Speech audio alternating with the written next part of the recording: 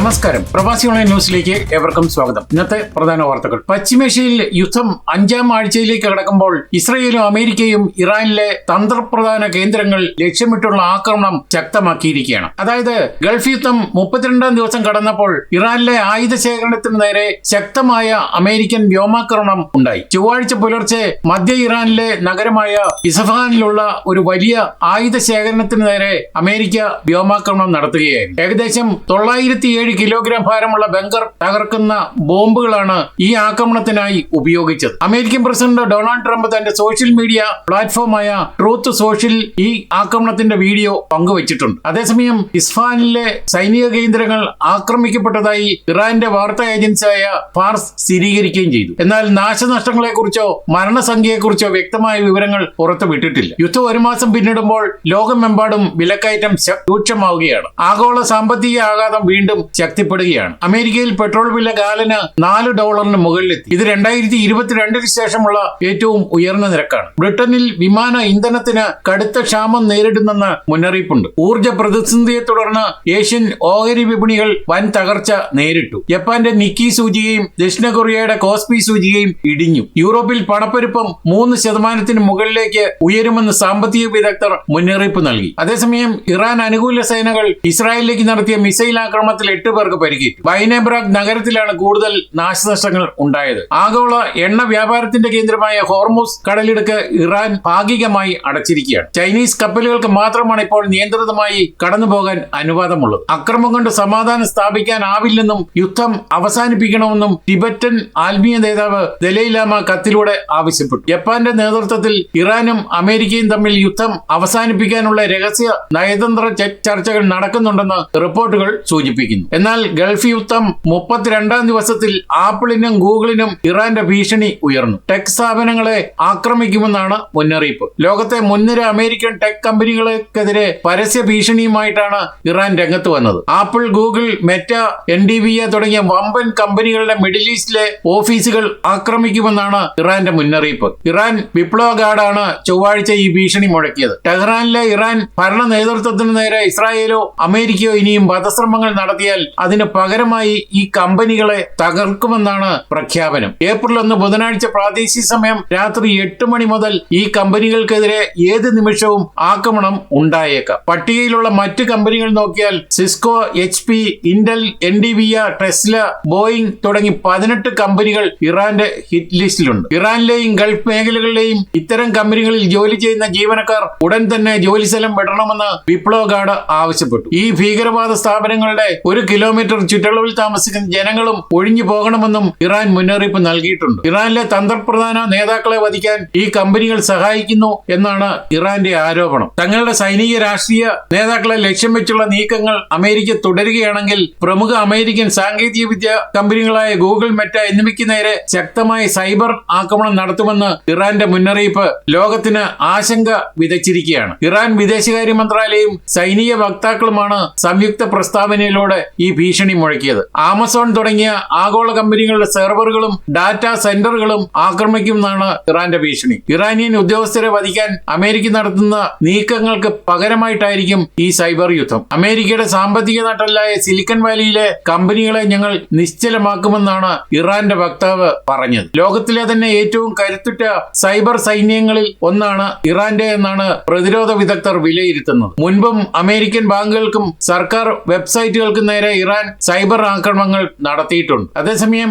ഇറാന്റെ ഭീഷണിയെ ഭയന്ന് അമേരിക്കൻ സ്റ്റേറ്റ് ഡിപ്പാർട്ട്മെന്റ്, മൈക്രോസോഫ്റ്റ് ഉൾപ്പെടെയുള്ള കമ്പനികൾ തങ്ങളുടെ സുരക്ഷാ ക്രമീകരണങ്ങൾ വർദ്ധിപ്പിക്കണമെന്നും ആവശ്യപ്പെട്ടിട്ടുണ്ട്. അതേസമയം ഇറാൻ യുദ്ധം പശ്ചിമേഷ്യയെ ആണവായുധ മത്സരത്തിലേക്ക് തള്ളിവിടുമോ എന്ന ചോദ്യവും ഉയരുന്നുണ്ട്. നിലവിലുള്ള ഇറാൻ അമേരിക്ക യുദ്ധം പശ്ചിമേഷ്യയിൽ വലിയൊരു ആണവ ഭീഷണിക്ക് വഴി തുറക്കുന്നതായിട്ടാണ് വിദഗ്ധർ മുന്നറിയിപ്പ് നൽകുന്നത്. ഇറാനിലെയും ഇസ്രായേലിലെയും ആണവ നിലയങ്ങൾ ആക്രമിക്കപ്പെടുന്നത് മാത്രമല്ല, മേഖലയിലെ മറ്റ് രാജ്യങ്ങളും സുരക്ഷായി ആണവായുധങ്ങൾ സ്വന്തമാക്കാൻ പ്രേരിതരാകുന്നു എന്നതാണ് പ്രധാന ഭീഷണി. ആണവ പദവി, അതായത് ന്യൂക്ലിയർ ലാറ്റൻസി, ഇറാൻ ഇതുവരെ ആണവായുധം നിർമ്മിച്ചിട്ടില്ലെങ്കിലും അതിനുവേണ്ട എല്ലാ സാങ്കേതിക വിദ്യയും കൈവശമുള്ള രാജ്യമാണ്. അമേരിക്കയുടെ ഇസ്രായേലിന്റെ ആക്രമണങ്ങൾ ഭയന്ന് തങ്ങളുടെ സുരക്ഷയ്ക്ക് ഒരേയൊരു വഴി സ്വന്തമായി ആണവായുധം ഉണ്ടാവുക എന്നതാണെന്ന ചിന്തയിലേക്ക് ഇറാൻ നേതൃത്വം മാറുന്നതായും റിപ്പോർട്ടുകൾ പറയും. എന്നാൽ സൗദി അറേബ്യയുടെ നീക്കം ഇറാൻ ആണവായുധം നിർമ്മിച്ചാൽ തങ്ങളും അത് നിർമ്മിക്കുമെന്ന സൗദി ഭരണാധികാരി മുഹമ്മദ് ബിൻ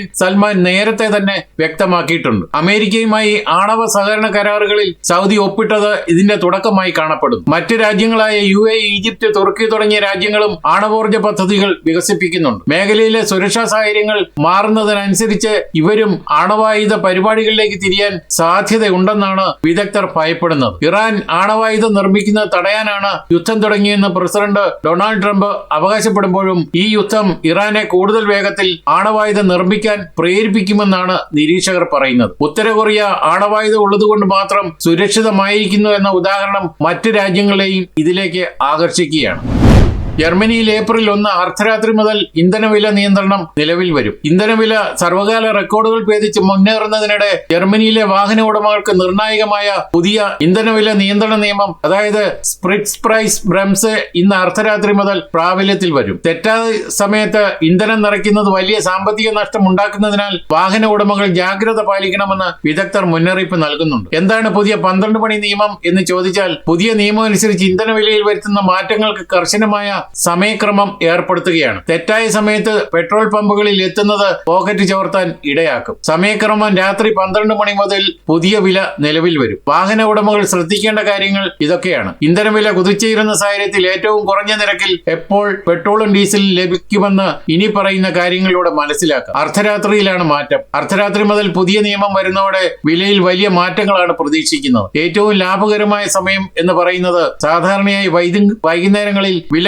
കുറയാറുണ്ടെങ്കിലും പുതിയ നിയമം വരുന്നതോടെ ഈ രീതിയിൽ മാറ്റം വരാം. അമിത ചിലവ് ഒഴിവാക്കാനായി തിരക്ക് കൂടുമ്പോഴോ നിയമം മാറുന്ന കൃത്യസമയത്തോ പമ്പുകളിൽ എത്തുന്നത് നന്നായിരിക്കും. യുദ്ധം കാരണം ഇന്ധനവില €2 കടന്ന പശ്ചാത്തലത്തിൽ ഈ പുതിയ പരിഷ്കാരം സാധാരണക്കാർക്ക് ആശ്വാസമാകുമോ അതോ തിരിച്ചടിയാകുമോ എന്ന് വരും ദിവസങ്ങളിൽ വ്യക്തമാകും. ഏറ്റവും പുതിയ നിരക്കുകൾ അറിയാൻ സ്മാർട്ട് ഫോൺ ആപ്പുകൾ ഉപയോഗിക്കുന്നതായിരിക്കും ഉചിതം. ജർമ്മനിയിലെ ഇന്ധനവിലയിലെ അപ്രതീക്ഷിത മാറ്റങ്ങളെക്കുറിച്ച് സമഗ്രമായ പഠന റിപ്പോർട്ടാണ് പുറത്തു വന്നിരിക്കുന്നത്. രാജ്യത്തെ 14,000 പെട്രോൾ പമ്പുകളിൽ നിന്നുള്ള വിവരങ്ങൾ വിശകലനം ചെയ്താണ് ബെൻസിൻ പ്രൈസ് .de എന്ന വെബ്സൈറ്റിലെ വിദഗ്ധർ ഈ റിപ്പോർട്ട് തയ്യാറാക്കിയത്. വാഹന ഉടമകൾക്ക് ഏറ്റവും ലാഭകരമായ സമയം കണ്ടെത്തുന്നതിനായി പുതിയ ഈ പഠനത്തിൽ ഇനി പറയുന്ന കാര്യങ്ങളാണ് പരിശോധിച്ചത്. പമ്പുകളുടെ എണ്ണം. ജർമ്മനിയിൽ ഉടനീളമുള്ള 14,000 പെട്രോൾ പമ്പുകൾ. പരിശോധിച്ച ഇന്ധനം സൂപ്പർ E10 ആണ്. കാലയളവ് തുടർച്ചയായ 11 പ്രവൃത്തി ദിവസങ്ങളിലെ വില വ്യതിയാനങ്ങളാണ്. വിദഗ്ധരുടെ കണ്ടെത്തൽ ഏതൊക്കെയാണെന്ന് ചോദിച്ചാൽ, ഫെഡറൽ ക്വാർട്ടറൽ ഓഫീസിന് കീഴിലുള്ള മാർക്കറ്റ് ട്രാൻസ്പെറൻസി യൂണിറ്റ്